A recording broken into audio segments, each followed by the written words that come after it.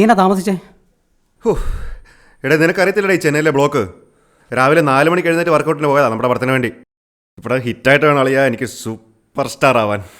എടാ ജീവനെ, നീ എൻ്റെ സിനിമയിലില്ല. എന്താ പറഞ്ഞ? നീ എൻ്റെ ഈ സിനിമയിലില്ല. നമ്മുടെ സ്ക്രിപ്റ്റിലെ പുതിയ ഡയലോഗാ. ഞാൻ കാര്യമായിട്ട് പറഞ്ഞ നീ എൻ്റെ സിനിമയിലില്ല. എടാ പ്രൊഡ്യൂസറുടെ ഭാഗത്ത് നല്ല പ്രഷറുണ്ട്. നിലവിലെ പക്കത്ത് നിൽക്കുന്ന ഒരാളെ കൊണ്ട് ചെയ്യാനാണ് പുള്ളി പറയുന്നത്. എനിക്കൊന്നും ചെയ്യാൻ പറ്റില്ല. നീ ശരിക്കും പറഞ്ഞാണോ? സിനിമ എന്ന് പറഞ്ഞാൽ അങ്ങനെ നിനക്കറിയാലോ. എടാ ഈ ഫ്രണ്ട്ഷിപ്പിനെ സെൻറ്റിമെൻറ്റ്സിനെ ഒന്നും പേര് സമയം കളയാൻ എനിക്കില്ല. നീ എന്നെ ഒന്ന് മനസ്സിലാക്കുക.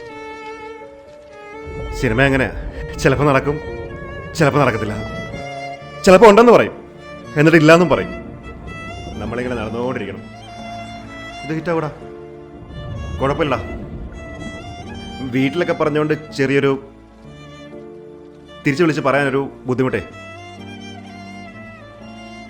അളയാ ഇതിൽ അസിസ്റ്റ് ചെയ്യാൻ എന്തെങ്കിലും ചാൻസ് ഉണ്ടോ? എടാ നിനക്ക് അതിന് ഡയറക്ഷൻ അറിയത്തില്ലല്ലോ. ഓ ശരിയാ, എനിക്ക് ഡയറക്ഷൻ അറിയത്തില്ല. എടാ അളയാ ഞാനെന്നാ അങ്ങോട്ട്. ശരിയടാ നോക്കി, എനിക്ക് തീർക്കണേ. സ്വിഗ്ഗി ഉടനെ. ശരിയെന്നാ. പിന്നെ മാസ്റ്റർ റൂമിൻ്റെ റെന്റ് കൊടുക്കാറേ. ഓക്കെടാ ശരി. എന്തെങ്കിലും ഉണ്ടേ ശരിയടാ പറയാം.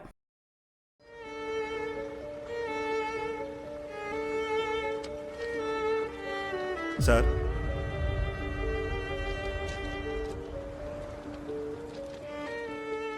ഒരു കാര്യം ചോദിച്ചോട്ടെ?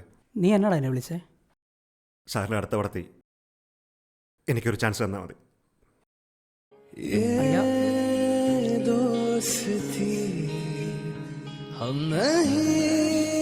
ആരൊക്കെ എതിർത്താലും ആരൊക്കെ മുമ്പിൽ വന്ന് നിന്നാലും എവിടെ കൊണ്ടുപോയി ഒളിപ്പിച്ചാലും അവൾ എന്റെ പെണ്ണാണെങ്കിൽ ഞാൻ അവളെ കൊണ്ടുപോകും ചന്ദ്ര.